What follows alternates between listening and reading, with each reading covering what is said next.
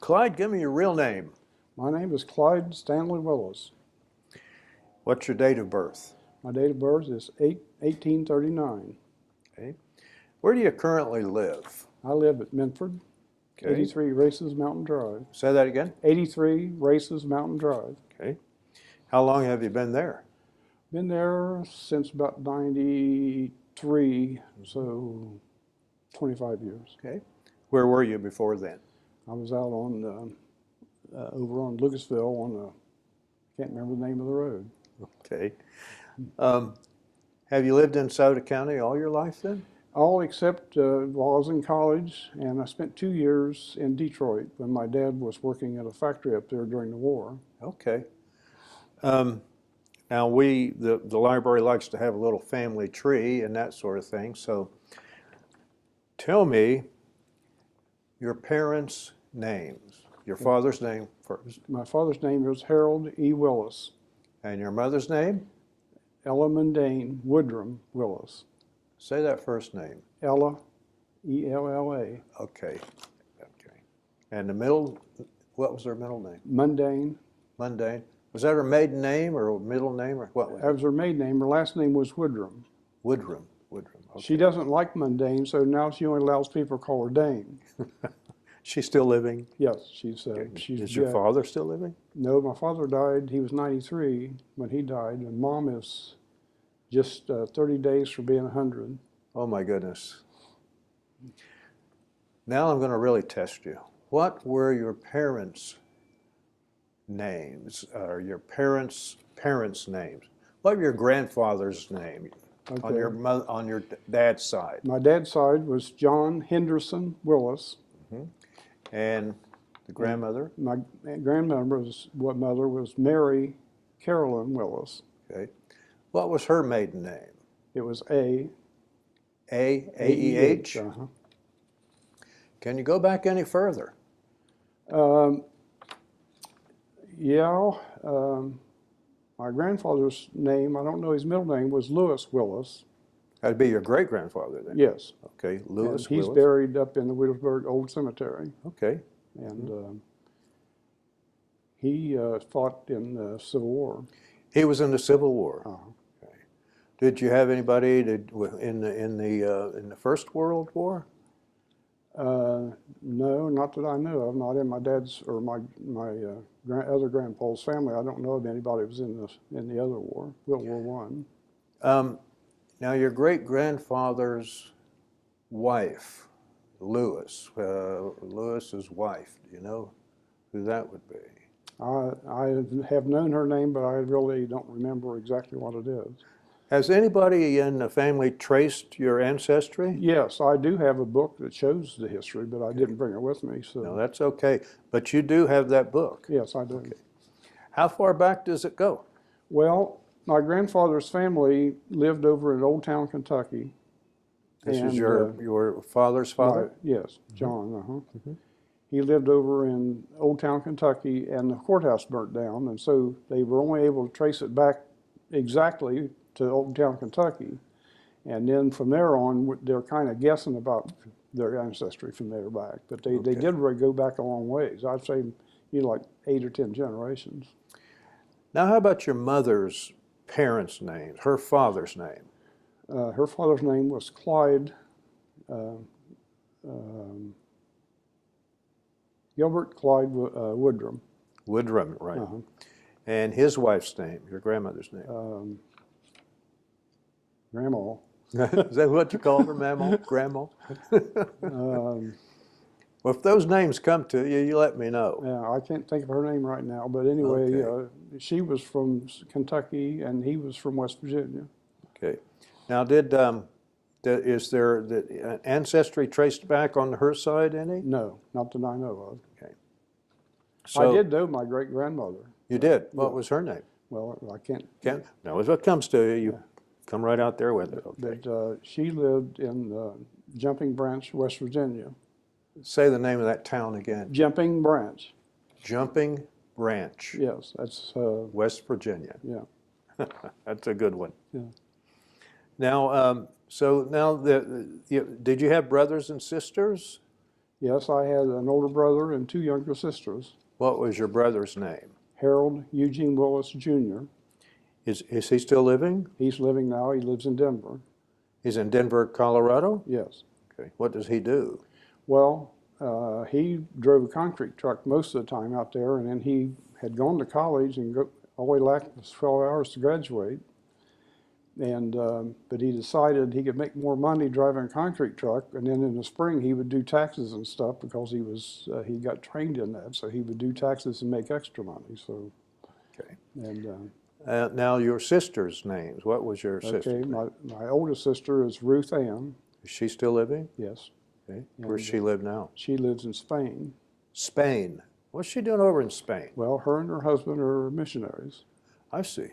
Okay. How long have they been over there? Well, probably close to 30 years. 30 years. Mm-hmm. That's a long mission. Yep. And they're just talking about retiring now, so Now you have another sister. yes. What- Janet Sue. What was her last name? Janet Sue Willis. Okay. And her name is True. Sue. Sue. Yeah, Janet Sue. Janet Sue. Well, okay, I got you now. I got you. And is she living? She's living, and she lives in Greenville, South Carolina. Okay.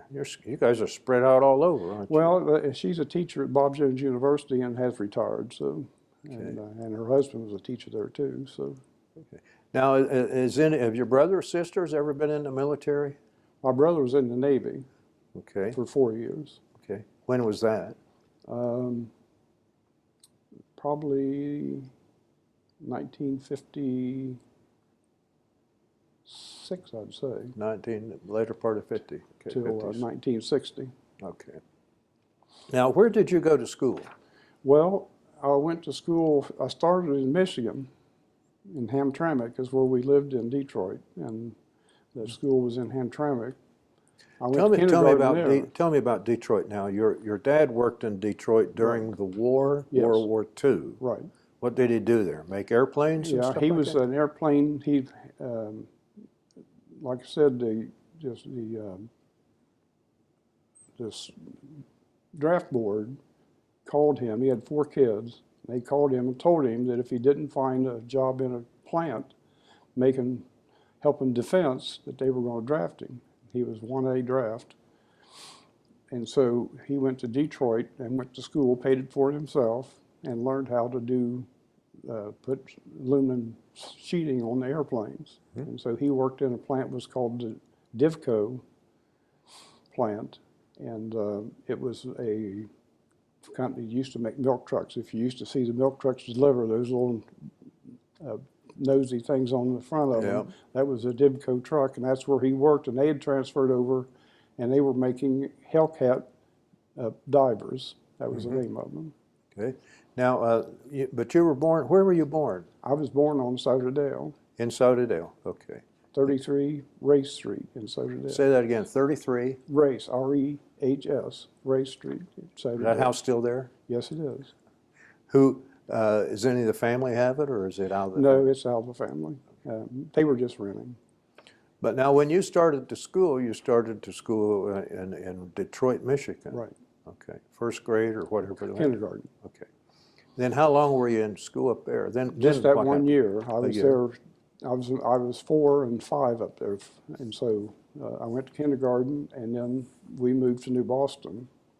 After the war end, Well, or? it wasn't over, but they quit making the airplanes. I see. In other words, they were going to win the war, and they had enough airplanes, so they just quit. And Divco went back to making milk trucks. So From milk trucks to airplanes to milk trucks. Right. All right.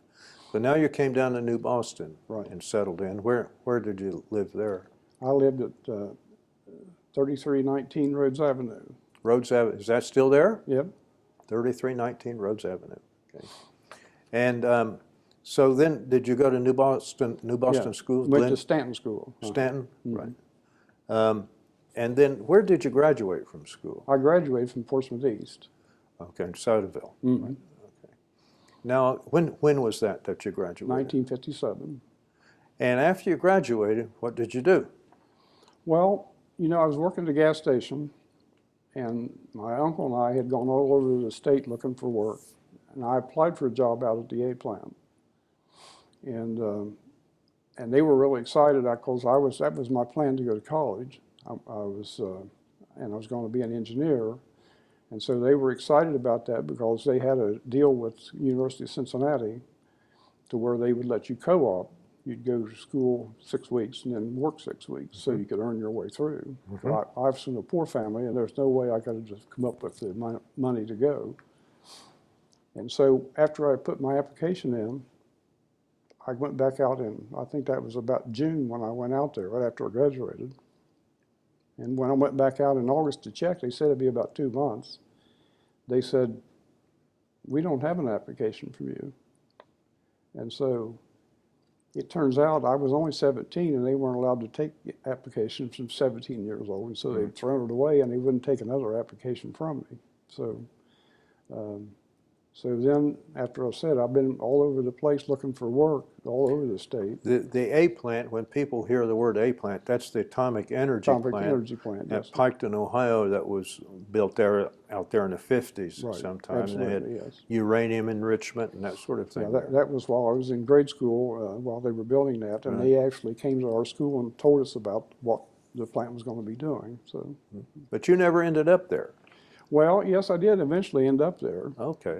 But when I went to the plant and found out I couldn't get a job, then I was out of any type of work except working at a gas station, and I didn't want to do that. So I joined the Army. Oh, okay. Well, that's a job. Yeah. Well, it was certainly an interesting job for 6 months, anyways. Well, now you're in the Army at, when was that, 1957? Or Well, when did you I go went in the Army, I joined in January of 1958. 58, okay. I actually went down there and said I was going to join in 57, but it was, I think, like, it's in those books, in those papers he has. I think it was 27th of January. Well, what'd your folks think about that? Did you tell them first that you were going to join, or did you tell them after you joined? No, I told them I was going to. What'd they think about that? Well, they didn't care. I mean, it was okay with them. My brother had joined the Navy, and he was in the Navy at that time, and so there wasn't any work around. My dad knew that. My mom knew that. So it was okay for me to plan something, and so they wanted me to get busy, do something. Where did you do your basic? I went to Fort Knox. Fort Knox, Kentucky.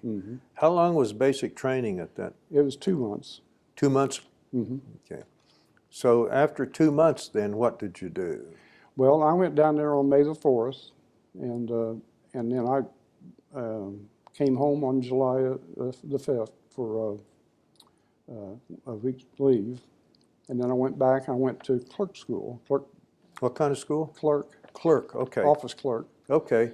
I mean, the first thing is basic training, Right. and you've got a rifle. And was that an M1, by the way? Yes. Okay. Yep. And you've got a rifle. Here Great we are. rifle. How's that? Great rifle. It is a good rifle, yeah. And so you're at Fort Knox, Kentucky for 2 months. You get a week's leave, and they're going to, where's Clerk School? It was right at Fort Knox. Was it Fort Knox also? They had a training school there that had like 2,000 people in it, and they had all butchers, cooks, clerks, tank drivers. They had everything there. Okay. And so that's where the food we ate was cooked by the guys going to cook school. Maybe that's very good. Okay. Well, how long is Clerk's school then? How long It were was you about 6 weeks. 6 weeks? Okay. And then what happens to you? Well, then they after I got done with that, they took me over to one of the companies that had an office and let me go in and work with the clerk to learn how a clerk did and how an office ran, so I could be trained to do that. And of course, the only reason I got into clerk school was because that's the only opening they had in the Reserve Center, so that's what I had to train for. All right. So what does I mean, I think I know, but tell me, what would a clerk do in the Army then? Well, they had files, and they wrote the leaves, and every kind of an issue that came up, they wrote up that and give it to the officers for signing, and then mailed it, and they took care of all that stuff. So all the things that were paperwork was done by the office clerk. And then they also had clerks in the supply room. And so... And then, Go ahead. While I Go. was in the reserves, I was in the supply room 2 years out of the time I was in the reserves. So after, that was active duty when you were Right. during clerks. So then when did you transition to reserves? And I got out in, I think it was the 27th of October, 1958 is when I got out, and then I came right back to Portsmouth to be in the reserves then. What was that reserve unit? I don't know the, Can't remember the name? well, it was The a Portsmouth, Army Reserve. It was a Portsmouth Army Reserves, and we were down at the Naval Oh, yeah. Reserve Center, if you know where it was, down by the stadium. Oh, yeah. Have you seen that building now Uh-uh. lately? It's a mess. Yeah, well, it was a nice building back then. It was really nice back then, yeah. So is that where you did your reserve for, and then tell me about being down there. Well, I was there for a couple of years. Well, I was there just 1 year, then I went to college. Okay. And so, While you're in the reserves, that's 1 weekend a month. Is that the way it was no, then? back then it was every Tuesday night. Every Tuesday night? Right. Did you have 4 hours, two weeks of summer? What was Yes. the summer like? 2 weeks. Okay. Where did you go for summer? Well, the first year I went from Portsmouth, I was down to Camp Breckenridge in Kentucky, which no longer exists. But back then it was a camp that the reservists went to. We rode down on a train. Rode down on a train. Back in the day, we had trains. Yeah. And where else did you go for summer training? Well, I went there 2 years. The second year I had to transfer to Cincinnati because I started going to college at the Ohio College of Applied Science down in Cincinnati. Right. And so while I was down there, then I went to reserves down in Cincinnati, and it was the same. It was the same outfit, only it was just a different company. They were both in the same. Whatever you call Same area. it. Well, in the same platoon, not platoon, but was it go up above? Company? It was companies and Battalion? then battalion. Yeah, it was the same battalion, but different companies. Let me ask you this. I should have asked you this earlier just for the timeline. When were you married? Didn't get married till 1964, I think. 64? Okay. And do you have children then? I had 3 children. Okay. And what do they do? Well, my oldest son, Stan, he's in Hilliard, Ohio, and What's he do up there? he's an attorney. Him and his wife have a company, and they run their own company, and they have like 6 or 7 attorneys working for them. I see. Okay.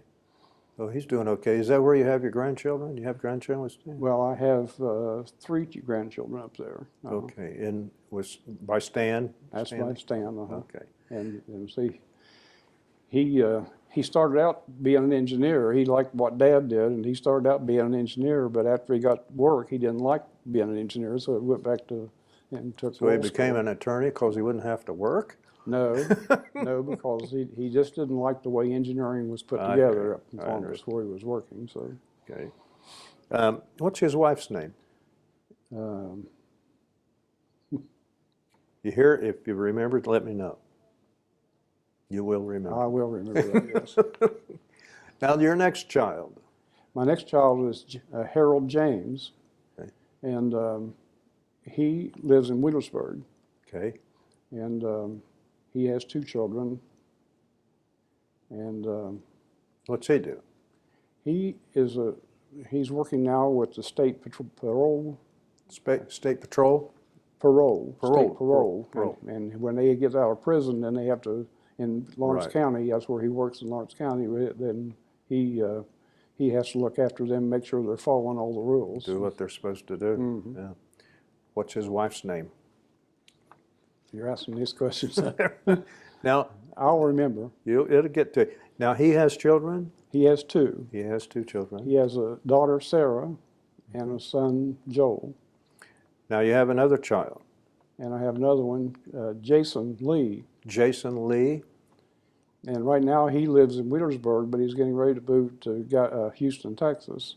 Why? Well, he was working at one of the chemical plants up here when it was Frank, and he was afraid they were going to shut down, and so somebody called him and offered him a job down there with a huge salary increase and a car, and he wasn't going to have to climb poles anymore. He's going to go working on people's in their plants, and so he took the job. And You can't say no. Not to that, no. But now getting back to the reserves now, you ended up transferring to Cincinnati because you had enrolled in school. Right. What was the name of the school? Ohio College of Applied Science. Ohio College of Applied Science. Right. And It's a part of Ohio Mechanics Institute, and I think neither one of those exists today as part of the University of Cincinnati. okay. So what degree would you get from that school? Associate. An associate's degree in Civil engineering? engineering. Civil engineering, yes. Okay. How long did that take you? 2 years. And then after that's over, what happened then? Did you actually live in Cincinnati at the time? I lived at the YMCA, and it was just like 4 blocks up to the school from where I there. I couldn't afford. It was $7 a week at the YMCA, and I couldn't afford to go out into a nicer place and then pay bus fares and everything to get to town. I just didn't have the money, so I had to stay at the YMCA. You could walk to school, to class, couldn't you? 4 blocks. Where was it located? It's the school was at Central Parkway and Walnut Street, I think was the name of it. Almost right downtown there, isn't it? Right downtown, right in. It's probably 8 blocks from Cincinnati Stadium. Wonder if that building's still there. Yes, Is it? it was a huge building. I mean, I'm sure they used it for something else. I don't know what's there now, but yeah, it's still there, I'm sure. Is the YMCA building still there where you Yes, stay? Is it? Could you go to your room right now? Yeah, I could if I stayed down there. I sure could. Interesting. Now, after 2 years, you get your associate's degree, and then what happened? Well, I got a job. See, I was working through college. I worked for Ohio Department of Transportation as a survey crew. And so when I got back, I went back to work for ODOT on a permanent basis. For who? ODOT, Ohio Department of Transportation. Okay, Call them ODOT is what we ODOT, call yeah. them. Okay. And so I worked up in New Boston when they were building 52, widening it out from 2 lanes to 4 lanes where the bridges went across the lakes. We took out the lakes and filled that in, and I was working on that job on the survey crew. And the people up in Chillicothe wanted somebody could do drafting work, and I had taken drafting in college, and so they sent me up there. So I stayed up there probably 2 years. You're still with the Ohio Department of Yes, Transportation? Okay. 2 years in Chillicothe. Did you live in Chillicothe then? Rode back and forth. There's 5 of us in a carpool and rode back and forth every day. And you're still in the reserves at this time? No, I'm not in reserves. I got out in 8 years. When were you discharged? 27th of December, 1965. When you got your associate's degree, you came back here. Were you still in the reserves at that Yes. time? Okay. And so then you got out in, I think you said 63 or? When were you I got out of discharged? school in 60. I got discharged in the 27th of December, 1965. Next 65, yeah. Okay. Some of those guys that you were in the reserves with, are they still around? Were they local, a lot of them? Or? Well, they were all local, and I knew quite a few of them. In fact, the guy that talked me into joining the reserves instead of going to the Army, I was going to go join the Army. His name was Payne, lived right across the street from me. He does now? His name was, I think Charles Payne was his Charles name. Payne? Okay. He's died, but I mean, Okay. but he was in the reserves, and I was walking out of the house to get my car, and he comes coming out going to the reserve meeting in his uniform. And he asked me where I was going. I said, well, I'm going down to join the Army. And he said, well, why don't you go to the reserve meeting with me tonight? And then if you join the reserves, if you don't really like it that much, you don't have to be there 4 years. If you join the Army, you join for 4 years. If you was drafted, you got 2. You stayed in for 8 years. I was in for 8 years, but I was only in active duty 6 months. Okay. Now, so getting back to, so you're in Chillicothe for 2 years, and then you come back here. What?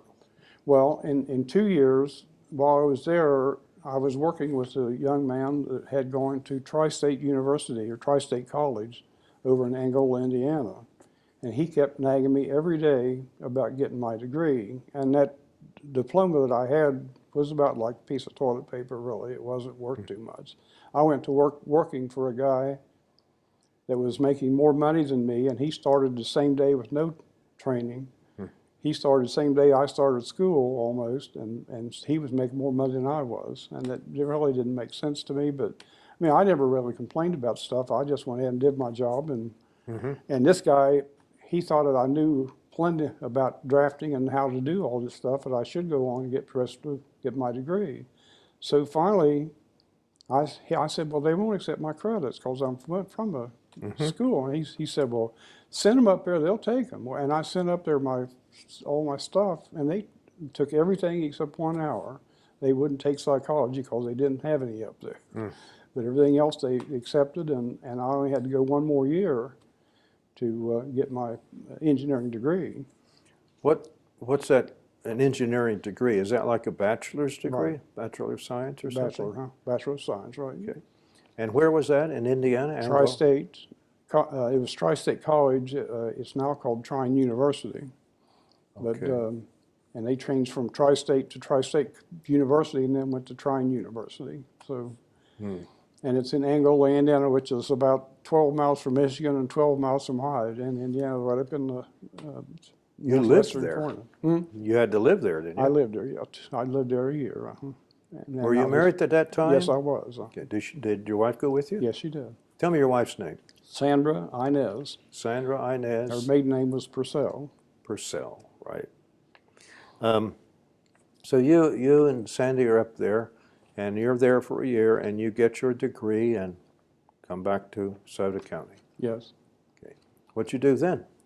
Well, you know, if you might want to hear, I was very good in college. I got high honors, and so I had 7 job offers. I went on interviews, and they paid for my way because I didn't have the money to go anywhere, and they paid my way to come to their place, and so I had 7 job offers. And so I accepted a job offer from a small company in Indiana. I think it was Coopersville or Cooperstown or someplace like Coopersville, I think. Coopersville, maybe? Something like that. Yeah, something like that. And so so then I wrote letters to all the rest of them, told them that I wasn't going to take the job. And so a week before I got out of college, the guys that I had interviewed with called me, and it was just a small company. And he called me and he says, I've got some really bad news for you. He said, I'm going to have to tell you you don't have a job. And I said, well, what's that? And I said, well, he said, well, I went to the doctor the other day and I've got cancer, and I've only got about 3 months to live, and I can't teach you how to run this business in 3 months. Wow. And so with that in mind, then I had no job, so I came back and went back to work for ODOT, for the transportation. That guy told you that bad news after you'd written all those letters to those other guys. I can't work for you. Okay. So then you came back to Sauter County and went back to ODOT, Right. Department of Transportation. Right. How long were you with them then? Well, that was in 1964, and by the way, I told you I was married in 64. I was married actually in 61. Okay. Right after I got out of school down in Cincinnati, I was married in 61. Where'd you get married at? In Antioch Church out at Lyra, Ohio. That church out there. Uh-huh. That's still there. Mm-hmm. Yeah, she's still there. Okay. So now, you're at ODOT now. You're back here, and now what? Well, I went up to Chillicothe and they wanted to put a group of guys down at Piketon in the garage down there. And they wanted us to design a road, Route 35 over in Jackson County, if you know where Centerville is, 5 miles back towards Jackson.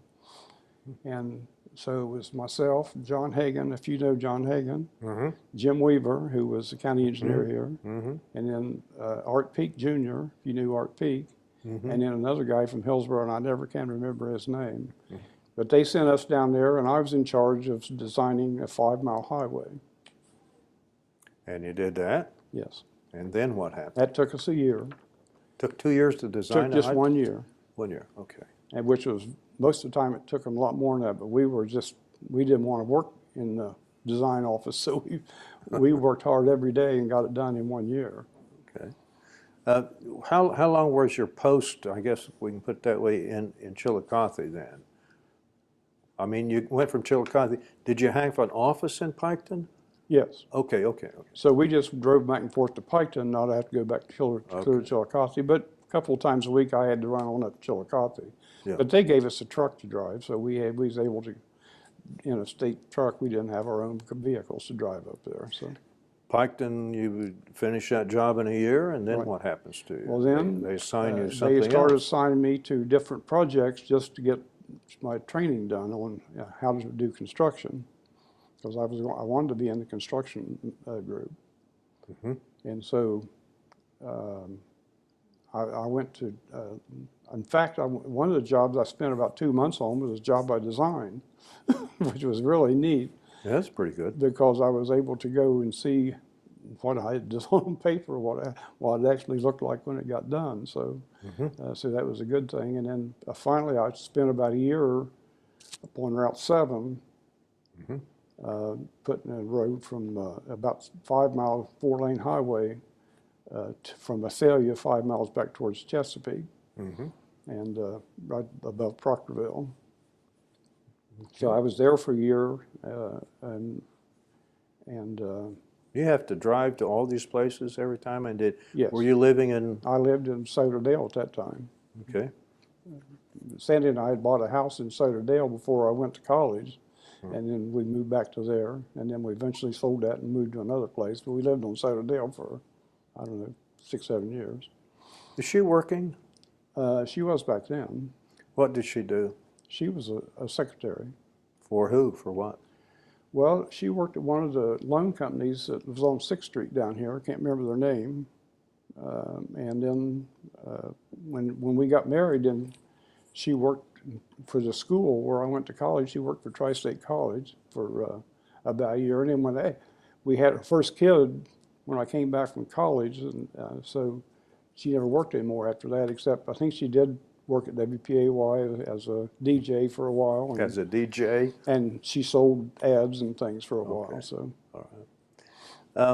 So now you're pretty much back in this area permanently, Right. and you're not going to go to school anymore or any of that sort of thing, right? Okay. But what happens at some point? You decide to get in politics. Well, I worked for up in that job up there. I worked up there a year, and then I came back, and they assigned a job on Route 35, the first one out of Jackson on 35. I was in charge of building that. And then one job that J.J. Blazer Construction Company built was on Route 32, which started at 75 in Jackson and went back 5 miles towards 23. And so I had those two jobs to get built. And my job was to oversee and make sure they were following the rules and building the way it's supposed to and all that stuff. And so I was the project engineer on both those jobs. And I was working from about 6 o'clock in the morning till 10 o'clock at night. When in the morning? About 6 o'clock in the morning till 10 o'clock at night, because when you first start in those things, they would tell you that you'd have all these great people to help you.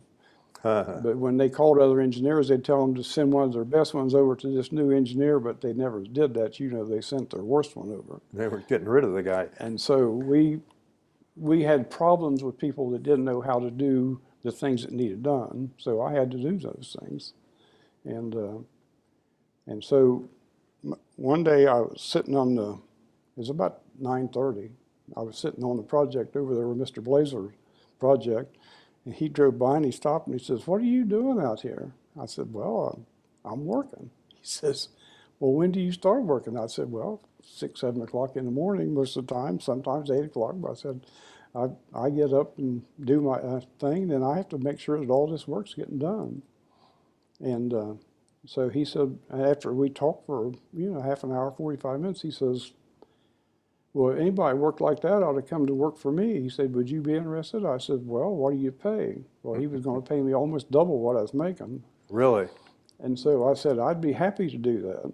And he said, well, you need to go home and talk to your wife and make sure. I said, no, I'm sure she'll be happy to have more money. But he made me go home and talk to her, and of course she was tickled to death because she could come back to home. And because his company was in Wheelersburg. I don't know if you remember J.J. Blazer. I do remember that, yeah. And so I went to work then for J.J. Blazer. And so, by the way, my son's name is Columbus. It's Kelly. What's that? Kelly Willis. That's my son Stan's name. Oh, okay, Kelly. You said to tell you, so. All right. But anyway, I went to work for him, and I went in as a chief engineer. That's my title. How long were you with the J.J. Blazer? I was with J.J. Almost 9 years. Okay. And we built 13 major projects around the state of Ohio. Did you? And you're doing some traveling now, aren't yeah, you? well, most of the time I was in the office, but if something was on the project I had to go, once or twice a week, most of the time I went to jobs then. As it went on, I got higher up in the ranks of the company, then I would be out every day. Mm-hmm. But, and a lot of times we had an airplane, we'd fly to the projects rather than... He was a pilot, wasn't He had a pilot. Jack he? He was had a pilot. pilot. Yes, he had a Okay, pilot. right. We had our own plane. Mm-hmm. And Whatever happened? Is he passed away or what happened? well, Jack was, I think it was right after I became county engineer, like somewhere around 92 or 93, he disappeared. And Really? I talked to his brother, and he told me that he was in the western part of Florida, and he called his wife and said he was not feeling good, and he was going to wait till morning to come home. He was at a meeting with a group of people he was in business with, and so he said about 5 o'clock he called her and told her he was feeling better, he was going to come home, and that's the last anybody ever heard of him. Somewhere between there and over on the East Coast where he lived, he disappeared someplace. He went down 75 across the Alligator Alley, and somewhere down through here he's disappeared. They've never found him. Never found any trace of him. Never any part of his car or his credit cards. Nothing was ever used. Just disappeared. Are there any theories about it? They assume that his brother told me he was having heart trouble, and they assumed he's had a heart attack and drove off into one of those swamps, and they just never could find him. So you're with him. When did you were you with him? Were you with Blazer, and then you went to county engineer, or what No, was I in went to between? Blazer, and I went to work at the A plant after I quit at Blazer. The A plant, yeah. Yeah. We finally get into the A plant. Yeah, I was at Atomic Energy Plant then for. Why did you quit Blazer? Well, in 1973, 74, there was an oil embargo went on, Right. and everything just almost doubled in price on our projects. So we had two projects that were really nice projects. We were making a lot of money, and all of a sudden we'd make nothing off of those. We just broke even because everything price went up. And we had to sign new contracts. They would call us and just like almost hold a gun to our head and say, you sign the contract or you don't get your stuff. And so Jack, my boss, Jack Blazer, he just didn't want to buy equipment. He rented it. And with the oil embargo, the rental rate doubled. And so we were no longer able to get any projects. And so I worked for him until we finished all of our projects, and then I quit, and he had me work 6 more months till I could go to work at the A plant. Did he file bankruptcy? He never did file bankruptcy. He went broke, but he never filed bankruptcy. He just went out of business. Mm-hmm. Yeah. How long are you what are you doing at the A plant? You're an engineer there. I was in construction engineer up there. That was my title. Construction engineer. Mm-hmm. Okay. And I worked there from 77 till 90, about 13 years. Okay. Then what happened? Well, then I became the county engineer. What made you decide to run for, that's a political office. You got to run for it, and you got opposition or all that kind of stuff?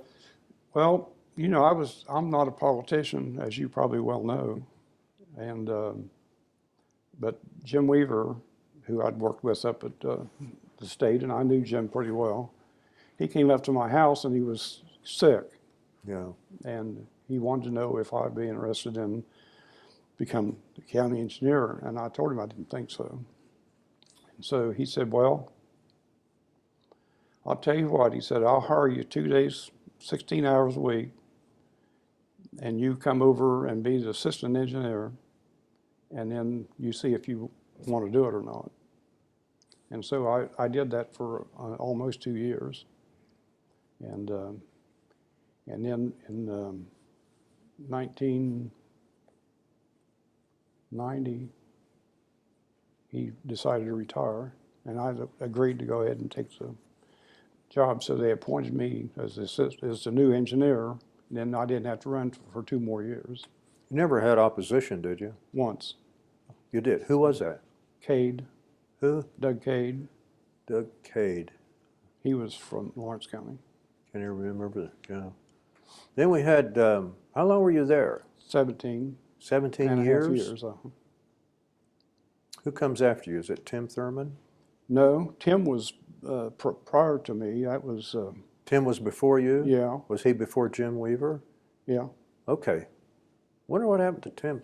Well, you know, while I was county engineer, he came out a couple of times. He was working for some company down around Cincinnati, and he was up trying to design some of our stuff, you know, but he didn't. His price wasn't low enough, so he didn't get it. But that's the last time I saw him.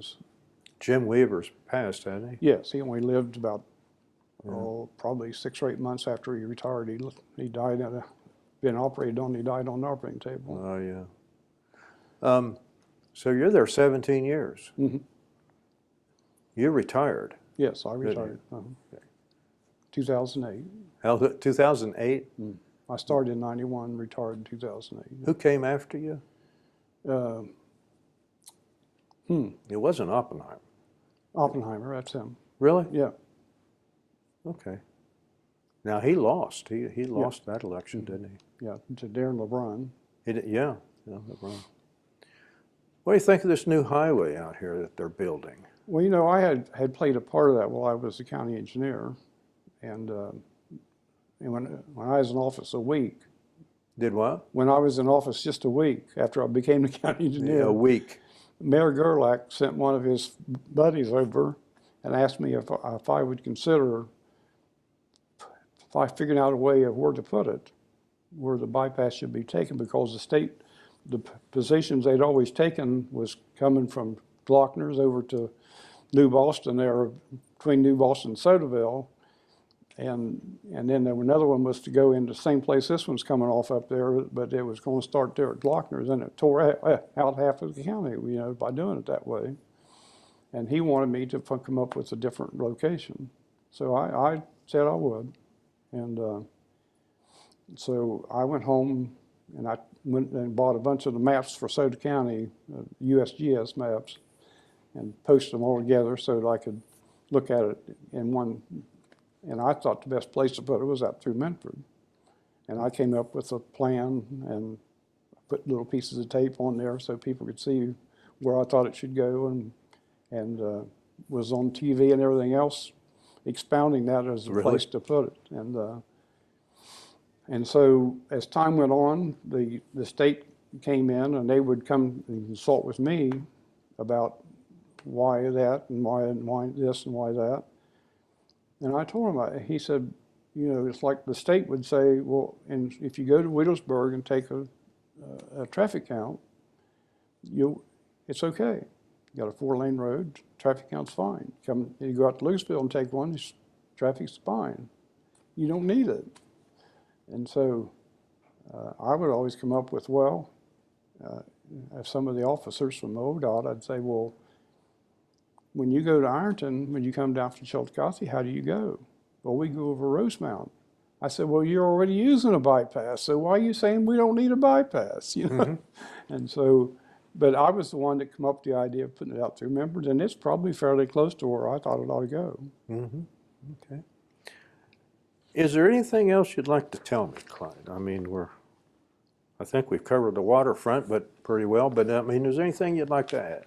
Well, you know, while I was county engineer, one of the things that I was really thrilled with when I got to be the county engineer was it was in such bad shape that The engineers department? well, the department was in bad shape and the county was in bad shape. If you would drive a concrete truck on a road that had a bridge, you were illegal. There was no bridge in Soda County hardly that's legal to drive a concrete truck on. Oh, boy. And so when you had that kind of, they were still going on the road, and a lot of times the county engineer's office go out and put stuff under the bridge to prop it up so they could cross it. And so I started a program to build the bridges with county forces. With what? With county forces. We poured the decks in the wintertime and then built the bridges in the summertime. And we would do 7 or 8 bridges a year with that. And then we had contractors do some, and so we did 149 bridges while I was in office. Oh, wow. Wow. And This is a big county, isn't it? it's a huge county. And so we also started, instead of putting in these metal pipes, in Soda County, they're terrible metal pipes are, because we have everything except the coal in Soda County. We have all the acid, and it just eats up metal pipes. And so now they're using plastic, but back when I was in office, the plastic pipe wasn't that good, and I wouldn't use it. But probably 2 or 3 years after I left, they improved the plastic, and so now they're using it, and I think it's great because it doesn't get eat up by the acid. And so we started replacing those big metal pipes with box culverts, concrete boxes, and we did 149 of those, I think. And so we did, and then we put in a lot of big metal concrete pipes to replace the metal pipes. And so altogether, we did over 400 structures in the county while I was in office in 17 years. So Quite an achievement. And one of the things that we did was, when I got there, I knew how to do work, and I liked to work. And so I got the county people from being people just tooling around doing nothing to where every day they went, and they were looking forward to coming to work. They liked what they were doing. They wanted to work. They could take their family out and say, look what we did. You can't really do that if you got a pothole. And so we were shooting and chipping our own roads, with which a lot of people complained about it, but you can't afford to pave every road in Soda County. There's not enough money. And so if you shoot and chip them every 3 or 4 years, that's a lot cheaper, and then you can keep the roads in good shape. So that's what we did that, and we had 129 miles of unpaved roads on the county road system, and that wasn't including the townships. That was the county road system. You have to support the townships too? Only the bridges. You can't take the county engineer's money and give it to the township. It's illegal. So we could not go out and build roads for them. Where do they get their money? They have gas tax pay the same as what the county engineer does. They don't get as much, but that's how they get their money. And then they can pass bills in their township where they get more money out of the taxing on the property taxes. So, and a lot of townships have that. I think Wheelersburg has that, and most townships have that to some degree. And so we tried to help them as much as we could. We would loan them equipment and send a guy out, and they had to pay the drivers, but I was illegal for me to pay the driver and go do work for them. And so we tried everything we could to help them, and a lot of them have improved a lot. They've gotten their township to pay taxes and improve their roads. And so, How's Bloom Township doing, where I live? well, Bloom, I think, is one of the ones that has the hardest time. Really? Why is that? Well, if you know Bloom Township, most of the people live in South Webster, and they had taxes for their roads, and people have to pay taxes. So when the township comes up with a tax bill, they all vote against it because they want to pay more taxes for town and touch roads, and they Right. can't pass one in Bloom Township. Right. And they get elected, they tried it, and it just gets defeated every time, so.